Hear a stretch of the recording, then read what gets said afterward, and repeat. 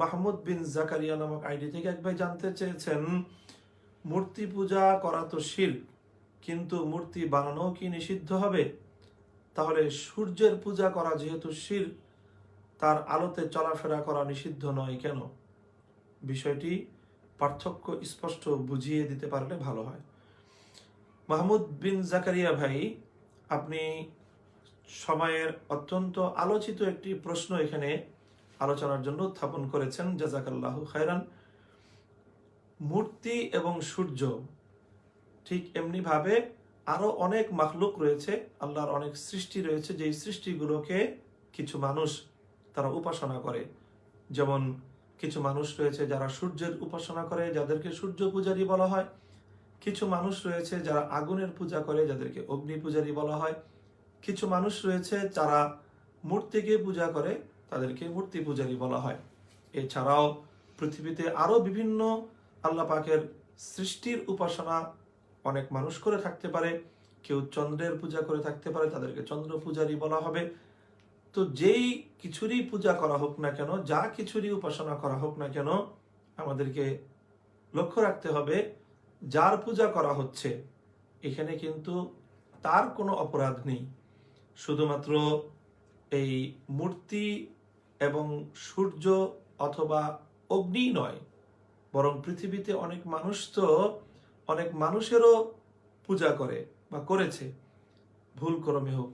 কোরআনে পাকের মধ্যে আল্লাহ পাক রব্বুল আলামিন বলেছেন, ইন্নাকুম ওয়া মা তা'বুদুনা মিন দুনিল্লাহি হাসাবু জাহান্নাম আনতুম লাহা ওয়ারিদুন লাউ কানা হাউলাই আলিহাতাম মা ওয়ারাদুহা ওয়া কুল্লুম ফিহা খালিদুন ইন্নাল্লাযীনা সাবাকাত লাহুম মিনাল হুসনা উলাইকা আনহা মুবাআদুন। পরবর্তী দিকে আল্লাহ বলেছেন, অনেক মানুষ পৃথিবীতে রয়েছে যারা হযরত উযাইর আলাইহিস সালামের পূজা করে।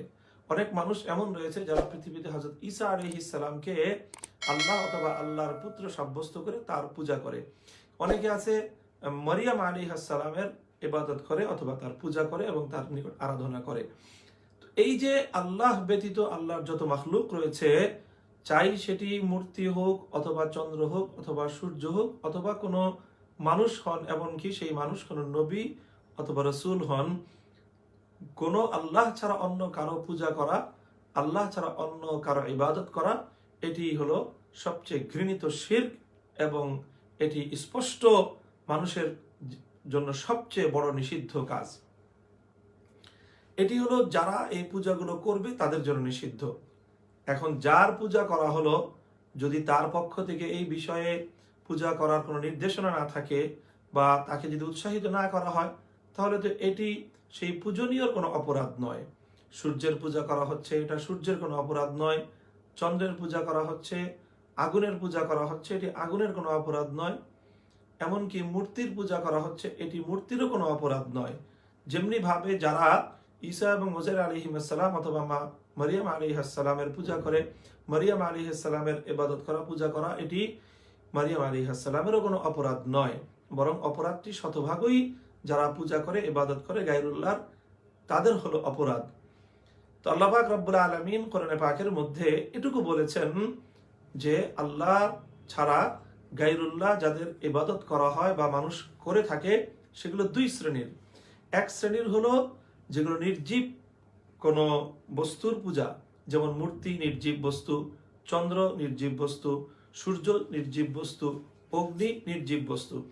যত কিছু মানুষ পূজা করে থাকে আল্লাহ ব্যতি রেখে নির্জীব কোনো বস্তুর, আল্লাহ পাক বলছেন যে এই পূজাকারী এবং পূজনীয় নির্জীব বস্তু উভয়টাকে আল্লাহ পাক রব্বুল আলামিন জাহান্নামে নিক্ষেপ করবেন। সেই হিসাবে সূর্য জাহান্নামে নিক্ষিপ্ত হবে, চন্দ্র জাহান্নামে নিক্ষিপ্ত হবে, এবং যা কিছু মানুষ মূর্তিগুলো সব জাহান্নামে নিক্ষিপ্ত হবে যেগুলোর মানুষ পূজা করে থাকে। কেন এগুলোর জাহান্নামে নিক্ষিপ্ত হবে? চন্দ্র সূর্য অথবা মূর্তিকে শাস্তি দেওয়ার জন্য নয়, বরং যারা এগুলোর পূজা করে তাদের অসহায়ত্ব প্রমাণ করার জন্য, এবং তারা যেন জাহান্নামে গিয়ে আরো বেশি আফসোস করে যে আমি যেগুলোর পূজা করতাম সেগুলোও দেখি জাহান্নামে নিক্ষিপ্ত হয়েছে। হ্যাঁ, যে সকল মানুষের ভালো মানুষ, আল্লাহ রসুল, আল্লাহ নবী, হযরত ঈসা আলাইহিস সালাম, হযরত উযাইর আলাইহিস সালাম সহ এই সকল নবী রসুলদেরকে যারা ইবাদত করেছে, পূজা করেছে, এটার দায় শুধুমাত্র পূজাকারীদের উপরে আপতিত হবে। হযরত ঈসা, হযরত উযাইর অথবা হযরত মারিয়াম আলাইহিস সালামের উপর এর কোনো দায় আসবে না।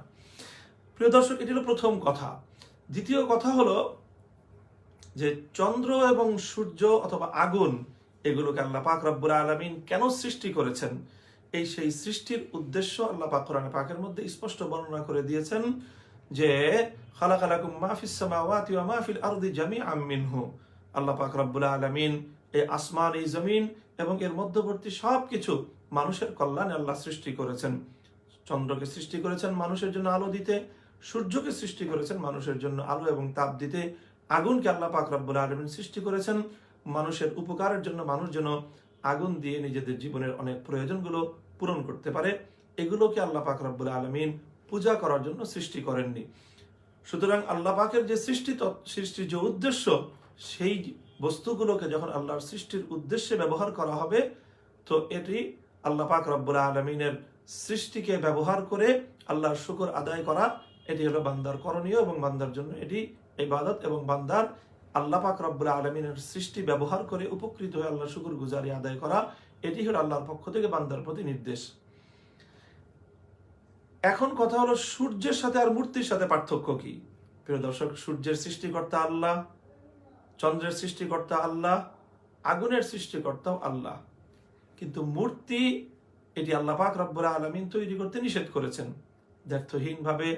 আল্লাহ পাক রব্বুল আলামিন কোরআনে পাকের মধ্যে ইঙ্গিত দিয়েছেন ওয়ার রুজা ফাহজুর, যে আল্লাহ পাক রব্বুল আলামিন মূর্তিকে অপবিত্রতা বলে আখ্যায়িত করেছেন এবং এটাকে পরিত্যাগ করতে বলেছেন। রাসূল সাল্লাল্লাহু আলাইহি ওয়াসাল্লামের মাধ্যমে আল্লাহ পাক রব্বুল আলামিন মানুষকে, উম্মতকে কথা সন্দেহাতীতভাবে জানিয়ে দিয়েছেন যে যারা কোনো প্রাণীর অবয়ব তৈরি করবে, দেহ বিশিষ্ট অবয়ব তৈরি করবে, আল্লাহ পাক রব্বুল আলামিনের পক্ষ থেকে কিয়ামতের দিন জাহান্নামের মধ্যে তাদেরকে সবচেয়ে কঠোর শাস্তি প্রয়োগ করা হবে। সুতরাং চন্দ্র, সূর্য, অগ্নি এগুলো আল্লাহর সৃষ্টি এবং এগুলো মানুষের সেবা করার জন্য আল্লাহ পাক সৃষ্টি করেছেন এবং সেগুলো মানুষকে সার্ভিস দিয়ে যাচ্ছে। আর মূর্তির ব্যাপারে আল্লাহর বিধান হলো যে কোনো প্রাণীর অবয়ব তৈরি করা যাবে না। সুতরাং যারা মূর্তি তৈরি করে তারা সরাসরি আল্লাহর হুকুম লঙ্ঘন করে এবং অনেক বড় একটি পাপ কাজ করে। সুতরাং যারা এই ধরনের যুক্তি উত্থাপন করে যে মূর্তি বানানো যদি অবৈধ হয় তাহলে সূর্যের আলো গ্রহণ করা অবৈধ হবে, এটি সম্পূর্ণ একটি অযৌক্তিক কথা এবং এটি একটি পাগলের প্রলাপ ছাড়া কিছুই হতে পারে না। চন্দ্র, সূর্য এবং অগ্নি এগুলোকে তো আল্লাহ পাক একটা বিশেষ উদ্দেশ্যে সৃষ্টি করেছেন এবং মানুষ যখন সূর্যের আলো গ্রহণ করে, চন্দ্রের আলো গ্রহণ করে, আগুন দিয়ে যখন মানুষ রান্না করে, তখন আল্লাহর সৃষ্টির উদ্দেশ্য পূরণ হয় এবং সেগুলোকে আল্লাহ পাক রব্বুল আলামিন প্রদত্ত সৃষ্টির যে লক্ষ্য, সেই লক্ষ্যে এগুলোকে ব্যবহার করা হয়। আর মূর্তির ব্যাপারে আল্লাহ পাক রব্বুল আলামিনের নির্দেশনা হলো যে যারা মূর্তি সৃষ্টি করবে আল্লাহ পাক তাদের প্রতি ক্রোধান্বিত হয়ে কিয়ামতের দিন আল্লাহ পাক তাদেরকে নির্দেশ প্রদান করবেন, আহইউ মা খালাকতুম, তোমরা যেই অবয়ব তৈরি করেছো, যেই দেহ তৈরি করেছো, সেই দেহের মধ্যে এবার তোমরা প্রাণ দান করো। প্রাণ দান করতে পারবে না মানুষ, তখন আল্লাহ পাক তাদেরকে জাহান্নামের মধ্যে কঠোরতম শাস্তি প্রদান করবেন। সুতরাং এই মূর্তি নির্মাণ করা অবৈধ, এটি আল্লাহর পক্ষ থেকে, আল্লাহ রাসূল সাল্লাল্লাহু আলাইহি ওয়াসাল্লামের পক্ষ থেকে অমোঘ বিধানের কারণে। তার সাথে চন্দ্র, সূর্য এবং অগ্নি এগুলোর দ্বারা উপকৃত হওয়ার এর সাথে মূর্তি তৈরির সাথে কোনো সামঞ্জস্যতা নেই, বরং এটি সম্পূর্ণ অযৌক্তিক এবং একটি অগ্রহণযোগ্য কথা। কাজে আমরা আশা করব যে এই ধরনের অযৌক্তিক এবং এই ধরনের কথা উত্থাপন করে যারা আল্লাহর হুকুমকে প্রশ্নবিদ্ধ করতে চায় অথবা যারা মূর্তির তৈরি করার সাথে সূর্যের আলো গ্রহণ করাকে যারা তুলনা করে, তারা অত্যন্ত ভয়ঙ্কর একটি অপরাধ করে। সেটি হলো চন্দ্রের আলো গ্রহণ করাকে আল্লাহ পাক হালাল রেখেছেন, সূর্যের আলো গ্রহণ করা, সূর্যের আলোতে চলাফেরাকে আল্লাহ পাক বৈধ রেখেছেন, আগুন দিয়ে সেবা গ্রহণ করে রান্না বান্না করাকে আল্লাহ পাক হালাল রেখেছেন। এটি একটি হালাল কাজ। মূর্তি তৈরি করাকে আল্লাহ এবং তার রাসূল দ্ব্যর্থহীনভাবে হারাম করেছেন। এটি হলো একটি হারাম এবং নিষিদ্ধ কাজ। আল্লাহ পাক রব্বুল আলামিন কোরআনে পাকের মধ্যে স্পষ্ট বলেছেন, লিমা তালবিসুনাল হাক্কা বিল বাতিলি ওয়া তাকতুমুনাল হাক্কা ওয়া আনতুম তা'লামুন।